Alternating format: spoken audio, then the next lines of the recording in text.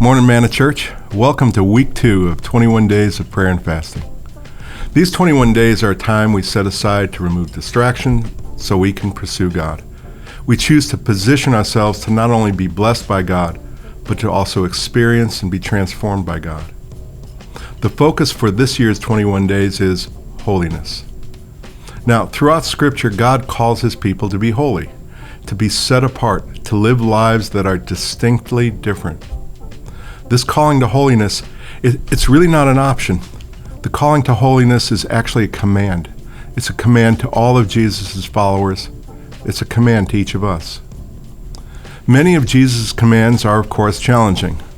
His commands often cut against the grain not only of our culture, but also our personal preferences, our inclinations, and our opinions.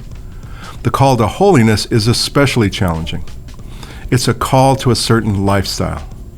Holiness involves the settled disposition to forsake sin, evil, and worldly thinking and living as Scripture defines them. It also involves the settled disposition to submit to Jesus' lordship, to walk out His plan for our lives, to live our lives according to His ways and power instead of our own. We shouldn't take this call lightly. There are good reasons for making the pursuit of holiness a high priority in our lives. These reasons will be the subject of the rest of this week's Morning Manna.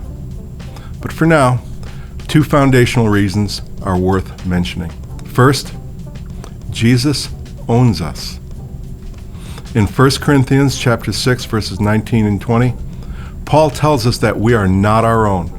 We have been bought at a price, rather high price at that. Not only has He designed us and prepared plans and purpose for us, He owns us. He's both the supreme expert and the owner of each of us. So He gets to tell us how to live. It's His right. All we need to do is commit to cooperating with Him and letting Him teach and transform us. He is the universe's best coach. The second reason we pursue holiness is this: we love Him. In 1 John chapter 5, verse 3, John tells us, this is love for God, to obey His commands. In John 14, verse 21, Jesus Himself says, whoever has my commands and obeys them, he's the one who loves me. We are commanded to be holy, but we don't pursue holiness in order to get Jesus to love us more. We pursue holiness because we love Him.